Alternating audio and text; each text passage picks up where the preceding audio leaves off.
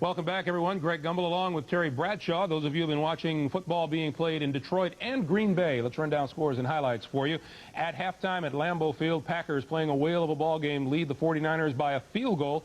10-7 is the score. It was a 3-0 game before Don Majkowski went up top to Sterling Sharp. If you're going to score, the thing you want to do is get man-to-man coverage with your best receiver. Sharp beats right, gets in the end zone for the touchdown. And then with 11 seconds to play in the first half, Joe Montana 23 yards to John Taylor. That's how it stands now at halftime. The Packers leading the 49ers by a score of 10-7. They're also at halftime at Riverfront Stadium in Cincinnati, where the Saints are leading the Bengals by a touchdown. And the Saints have been able to run the football today. Gil Finnerty taking a delay handoff, goes up the middle for 5 yards and a touchdown. Ruben Mays also scored a rushing touchdown before Boomer Esiason began to get the Bengals going. Inside, notice Boomer just staring, and I'm surprised he was able to complete this way. His eyes, if I were a defensive back, I'd have stared him, followed him, I would have made the interception. Maybe.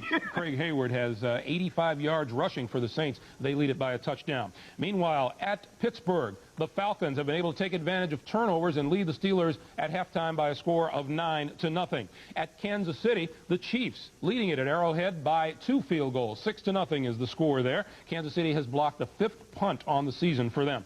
At Miami, the Dolphins, with the #1 defense in the National Football League, leading the Cardinals by 10 at halftime. Also, at the Silverdome in Pontiac, Michigan, the Lions by 2 touchdowns over the Washington Redskins. Now watch this pass by Rodney Peete. Off of number 84, Richard Johnson. Robert Clark, innocent bystander, suddenly turns into a touchdown scorer. Hello.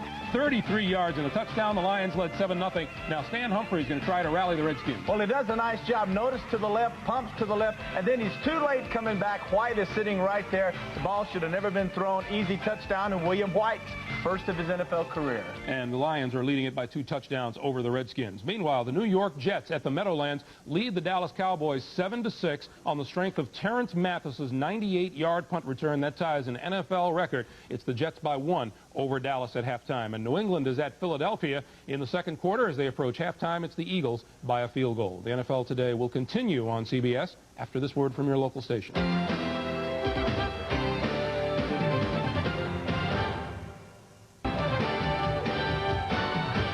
Welcome back to our New York studio, everyone. It used to be that when Englishmen came across the Atlantic to play football, it meant soccer. But Tuesday, a group of talented British youngsters played football American style in Milwaukee against a team of local high school all-stars. You can make a difference of what happens with American football in Great Britain. You have an opportunity as an athlete to do something that you can talk about not only to your mates today, but to your kids and your grandchildren maybe in the future, because you are doing something that's not happened before. So have fun, and I'll have a heck of a lot of fun watching you guys. Enjoy it.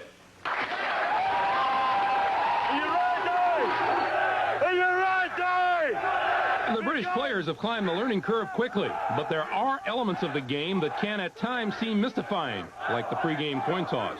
You have a choice, kick, receive. You understand you may receive if you want. They chose to defer the second half. Good. We're not taking prisoners today. Go.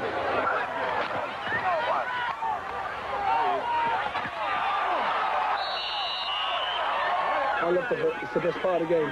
Nah, soccer's nah. Soccer ain't my game. Nah. No! Come on! Eventually, the British found out the difference between desire and getting it done. The visitors began committing turnovers as the hosts and the home whites exploded for 25 second-half points. The Great Britain Crusaders were not close this night, but their capable, inspired play indicated they aren't that far behind. After the day's performance here, we're going to really do with someone like Terry Bradshaw. To give her a hand, should come over to Newcastle and show how it's done, Are you booked? I'm not booked, my friend, but it's the place I like to go is over there and show them how to throw the ball. Is that a British accent? I don't think so. It may be. Might be the worst accent I've ever heard in my life. Time to send you back to the stadium and the game you're watching here on CBS. A little trouble.